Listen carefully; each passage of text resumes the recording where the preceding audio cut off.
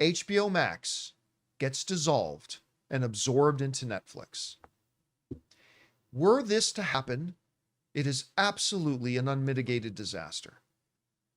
Just to start this whole thing off and to preface this, the executives at Netflix have already stated publicly, our plan is to keep Netflix totally as a separate service. Okay, great. That's fine. Okay, that's fine. But if it doesn't, it's disastrous. Because here's one of the things, Rob.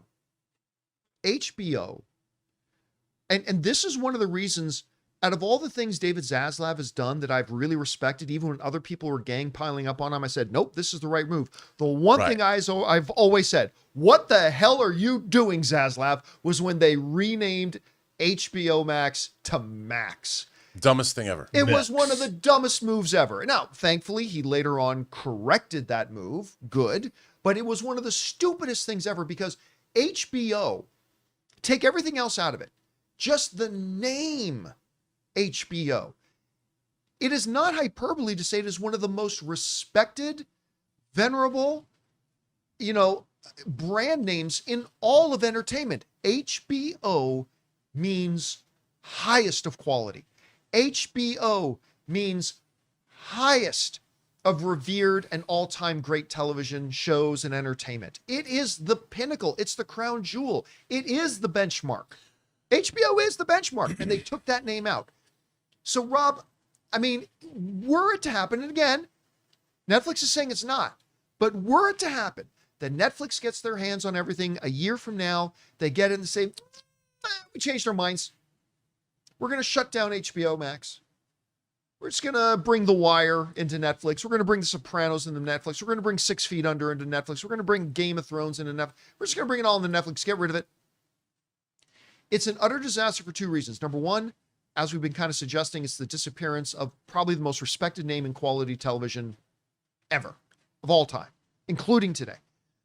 Secondly, the HBO engine continues today to create great, fantastic entertainment. And to lose that to Netflix would be, again, and I'm going to use this word a lot today, ladies and gentlemen, it would be disastrous if this were to happen.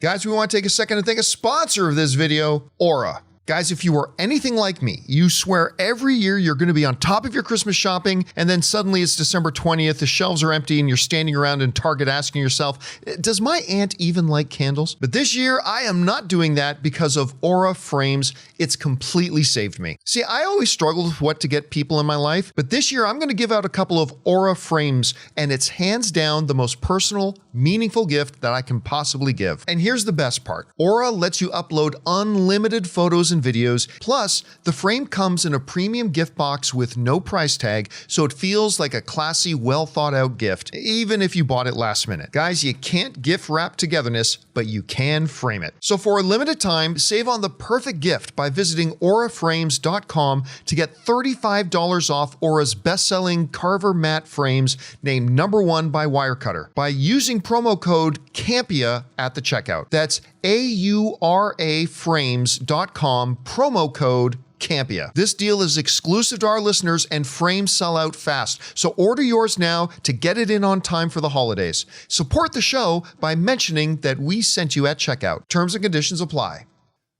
Rob, I'm saying the first point, and these are in no particular order, of a thing that could end up being disastrous is Netflix just decides to absorb Warner Brothers into itself. Agree, disagree? What's your point of view on that? Oh, I totally agree. And I think it speaks to the thing that I worry about most about Netflix, about all of this, about our entire age, is Netflix is essentially a tech company. They're not really an entertainment company. They've sold other people's work. Even when they started out as a DVD rental company, they weren't making their own movies. They were sending other studios' movies out to you. And big tech has become, it's all completely analytic driven. And they're looking at how do their analytics relate to getting more subscribers. Well, the thing is, subscribers are not infinite. You can't like dig deeper into the earth and bring more ore out of it like you could with the earth. There's only a finite amount of households. Like in the United States, there's only a finite amount of households with people that can get Netflix. And that is also true of the world. So you butt up eventually against a number of subscribers. So you're making programming that is supposed to lure in. You're looking at everything but creativity. You're looking at elements like this movie has to have a banger. This an action scene has to happen in the first 4 minutes. And they're going to start making their programming around those analytics. Well, HBO don't do that. You have creators and writers and people that have been making things for a long time that know how to tell a story. They're great storytellers. You have multiple people that have made, like Darren Star, creating stuff like Sex and the City. He has a way he works. Or you bring in Shonda Rhimes, which Netflix did. They brought in creators, or Sean Ryan, who makes a Monstrous, who makes American Horror Story. Oh, I don't know. Well, they bring that guy in, right? And they bring these creators in, and they paid him a lot of money. HBO should be left alone. If they start making programming based on analytics and tell HBO to do that, HBO's finished. And the thing is, Netflix, my fear is right now it sounds good to them, but they're going to be pressured by their stock price, and they're going to go back to their analytics-driven creation of content. And if they ever do that, they're sunk, because then we'll never get the quality of programming that the spark of creativity must endure.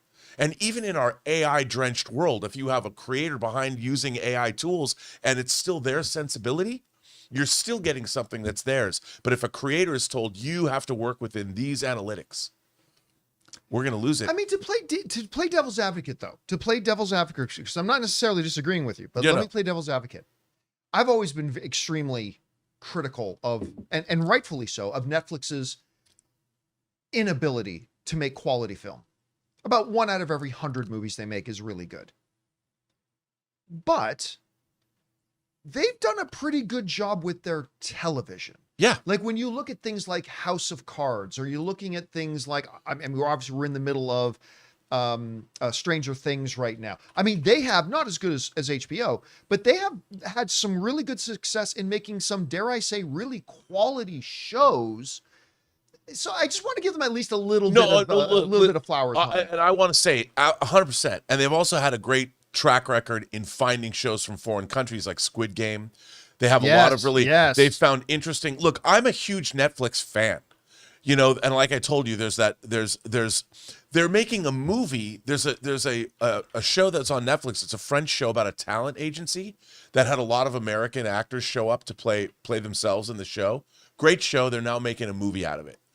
But those shows and Stranger Things, the Duffer Brothers, House of Cards, those were made by creators for Netflix. It's and Narcos. And Narcos, another thing. Netflix wasn't saying, okay, you have to do this in this way. So if they can carry that philosophy over. Yes. Then that could be fine. My fear is just them just shuttering HBO and just absorbing it into Netflix. Right. Look, I hope they don't do that. And if they do, I hope they bring the creators. Because, look, they bought like 10 Harlan Coben novels. And they've been turning them into these 10-episode mysteries and adapting the entire book. They're great. I watch them all, even though they're all kind of the same. I'm a fiend. I'm like, show these things to me. They made that deal. They're like, we're gonna buy 10 Harlan Coben novels. So they've been. I think Netflix, when it comes to shows, didn't they bring us Dark? Wasn't Dark on Netflix? They brought us Dark. Actually, now that you bring it up, let me just list some of the hit list here. So yes, they did bring Dark. That was amazing. Mindhunter.